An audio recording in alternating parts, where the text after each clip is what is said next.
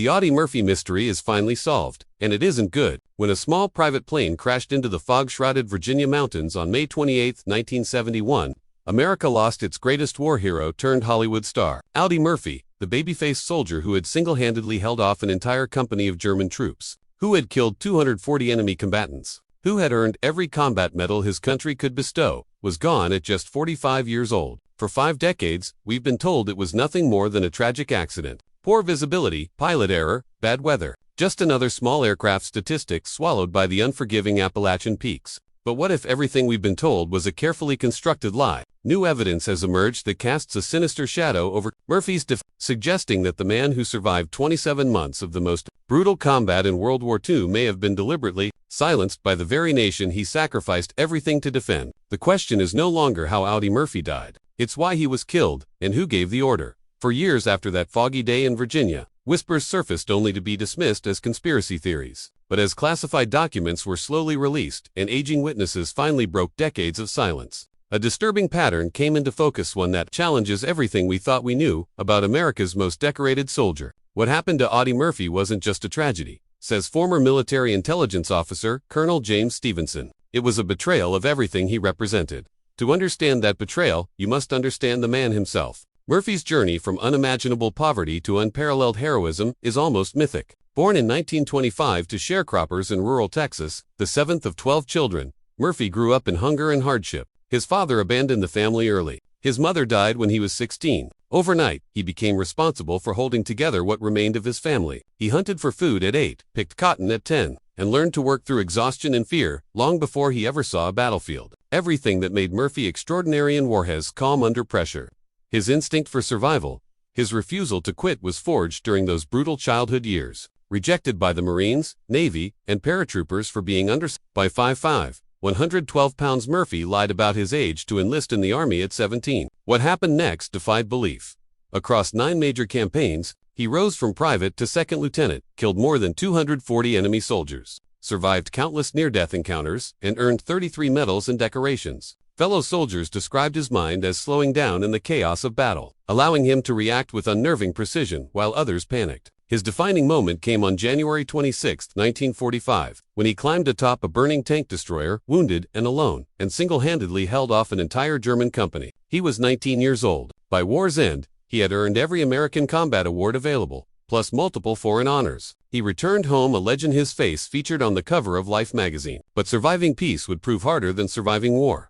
Hollywood embraced him after actor James Cagney invited him to Los Angeles. He became a star in more than 40 films, including the blockbuster To Hell and Back, where he played himself forced to reenact the trauma that haunted him every night. He battled severe, undiagnosed PTSD. He slept with a loaded pistol under his pillow, suffered nightmares, mood swings, and became dependent on sleeping pills. "I live in a nightmare," he once said. "A real one when I sleep, and a daylight one when I wake up."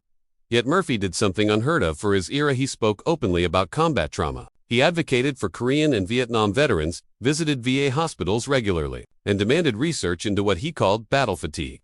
This is where the story, darkens. In the late 1960s, Murphy's income declined as Westerns fell out of fashion. He faced tax problems, bad investments, and mounting financial pressure. But the deeper truth, recently uncovered, is that someone was watching him. A massive declassification in 2018 revealed that from 1969 onward, Audie Murphy was under heavy government surveillance. His calls were recorded, his mail intercepted, informants placed inside his circle, classified under COINTELPRO, the same program used to target civil rights leaders and threats to national security. But what threat could Murphy pose? The answer came from his final project, a television series about veterans. During his research, Murphy uncovered evidence of corruption, diversion of VA funds, and secret unauthorized experimentation on veterans, experiments tied too early. Behavioral conditioning programs that would later be known as MK. Documents show that Murphy had names, dates, facilities, and whistleblowers ready to speak. He had scheduled meetings with investigative journalists at the Washington Post and New York Times for June 1971. He died in May. Murphy boarded a twin-engine Aero Commander on May 28, 1971. The pilot, Herman Butler, was experienced 8,000 hours. Cautious, meticulous, yet the flight path made no sense. He flew too low through mountainous terrain, in thick fog, something he had never been known to do. 14 minutes after takeoff, the plane slammed into Brush Mountain. The official verdict, pilot error. Case closed. But modern investigators found discrepancies. Witnesses heard an explosion in mid-air, seconds before the crash. Critical aircraft parts were missing from the crash site. Metallurgical analysis decades later showed stress patterns consistent with tampering, not impact. A former Martinsville airport worker swore he saw two unknown men working on Murphy's plane the night before the crash. They were not part of the maintenance crew. A 2020 metallurgical review found markings consistent with deliberate weakening of the elevator control cables, a perfect sabotage method, fatal and nearly undetectable. The most chilling revelation came from internal memos dated just days after the crash. Investigation proceeding as planned with expected conclusions. All assets in place to manage deviations from narrative. This wasn't an investigation. It was a cover-up. According to a sworn affidavit from a New Delhi intelligence operative, Murphy had been designated a priority threat for exposing classified VA intelligence programs. His death, he claimed, was a containment operation. For the Murphy family, these revelations confirmed what they always believed. Pamela Murphy never accepted the accident explanation. His son Terry has spent years fighting for reinvestigation, blocked repeatedly by agencies citing national security. Veterans groups now see Murphy as a symbol of how the government treats those who served. If someone like Audie Murphy could be silenced, one Vietnam veteran said, what chance did the rest of us have? Today, the truth remains buried beneath redactions, missing evidence, and secrecy. But the pattern is unmistakable. Audie Murphy survived Nazi Germany, but he did not survive speaking out against what was done to America's veterans. And in the end, the greatest hero America ever produced may have been killed not by enemies abroad, but by the institutions he once fought to protect.